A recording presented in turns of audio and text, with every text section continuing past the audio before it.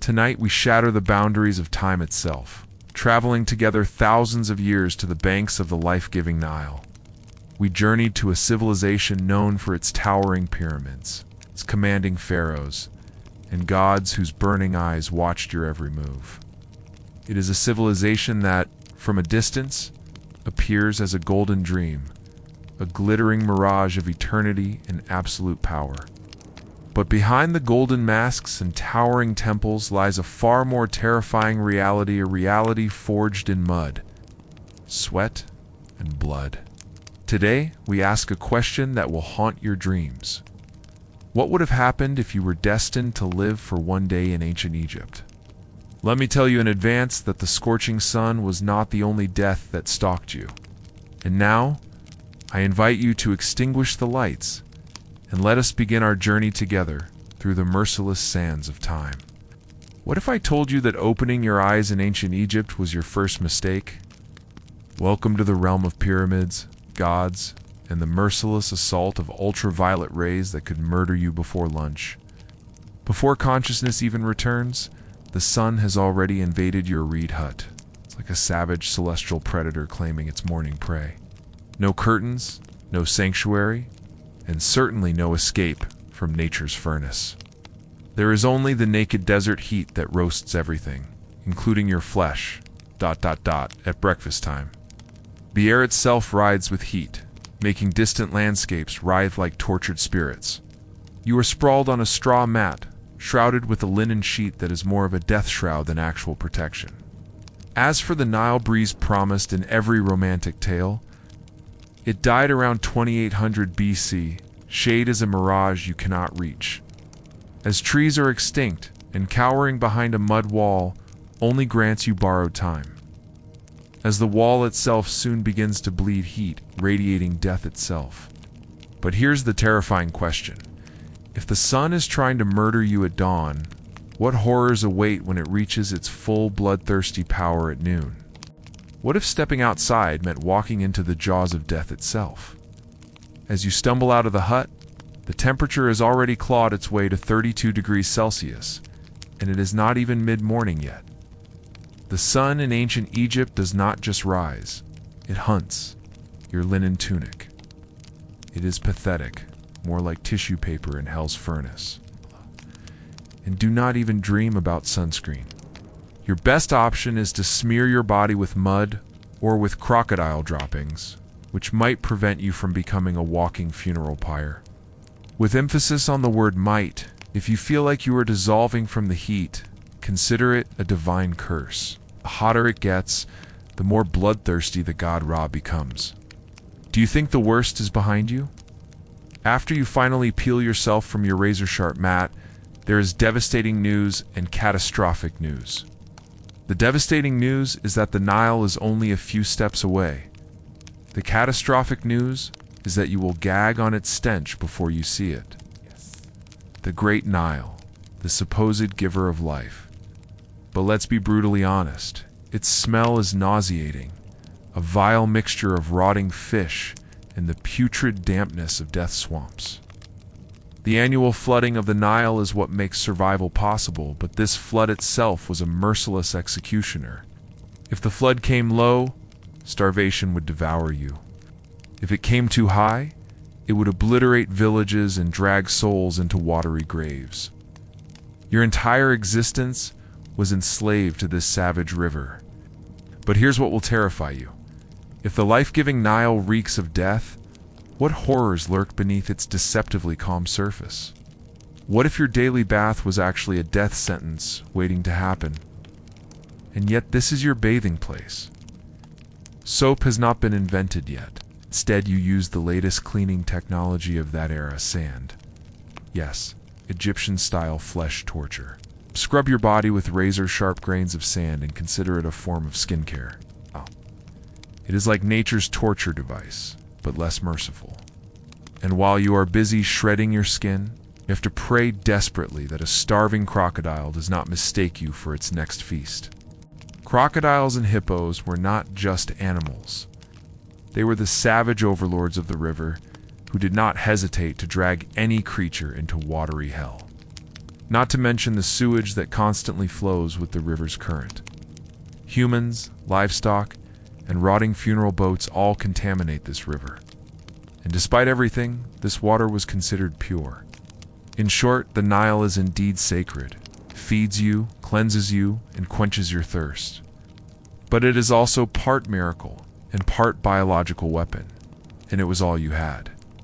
So ask yourself this: if your daily cleansing ritual could become your final moment on earth, what does that say about the value of human life in ancient Egypt? What if I told you that you were never alone in ancient Egypt, but your companions were your executioners? And now, let's meet your permanent roommates. Insects and pests. Lies are not just unwelcome invaders. They are your partner in every meal, and your stalker in every breath you take.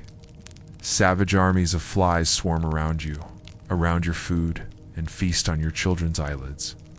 As for the mosquitoes that spawn on the banks of the Nile, they do not just transmit misery, but they also inject fever and death directly into your veins.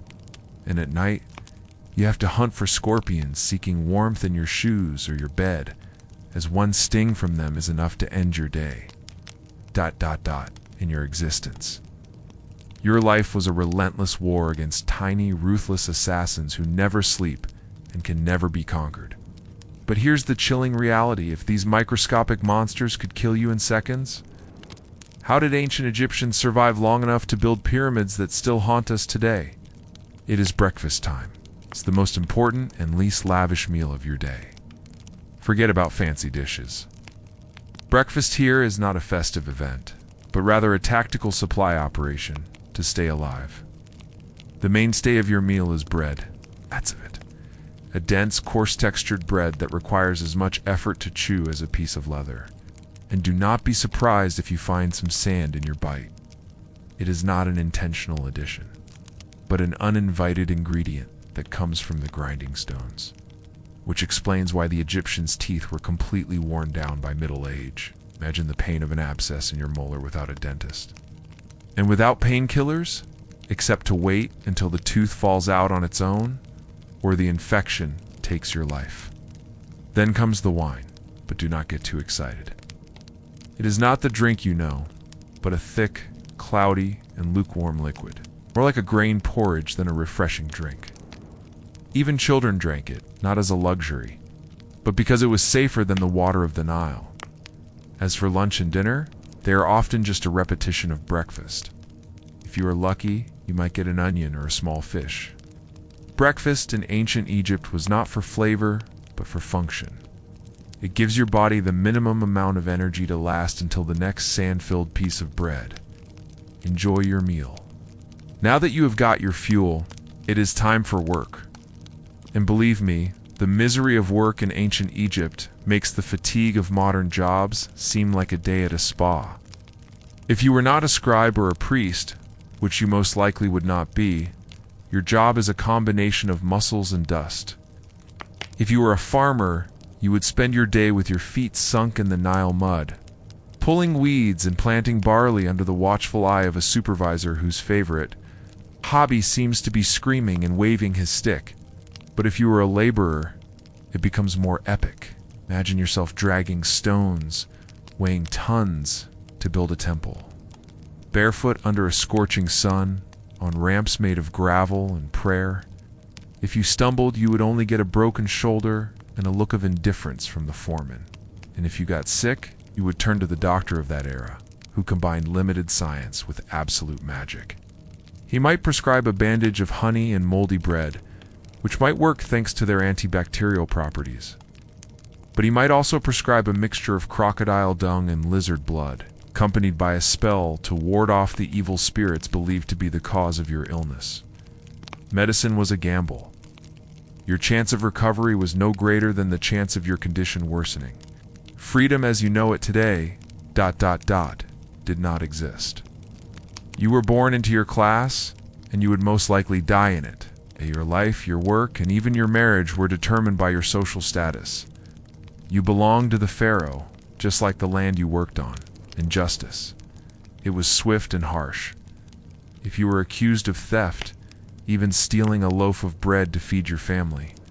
The punishment could be 100 lashes, physical mutilation, or even being sent to forced labor in the mines, which was a slow death sentence. There was no second chance.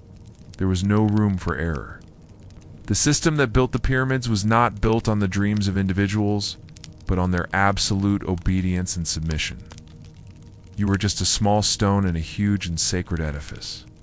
And now, after a day of heat, hunger, sand, superstitions, and hard labor, it is time to ask the fundamental question: would you have really survived in ancient Egypt? Let's be honest, most likely no. It is easy to romanticize the ancient world. Behind its timeless monuments and amazing arts, there was a world of harsh realities that spared no one but the elite. Your average Egyptian day began on an earth floor, surrounded by a cloud of flies, and built on the certainty that if you did not work, you would not eat. You walked barefoot on burning sand and lived side by side with insects, smoke, and livestock. You had no toothpaste, no medicine, and no retirement plan. And despite all this, the ancient Egyptians were not miserable. They believed deeply in their gods, their purpose, and the beauty of life. They loved music, dance, food, and celebrations. They painted, sculpted, imagined eternity with a clarity that enabled them to build stone structures that are still standing to this day. They found meaning in their suffering, order in the chaos of their lives, and immortality in the face of their mortality. So no, you probably would not have survived a single day. But that is okay, because they survived for thousands of years. And perhaps that is why we are still talking about them to this day.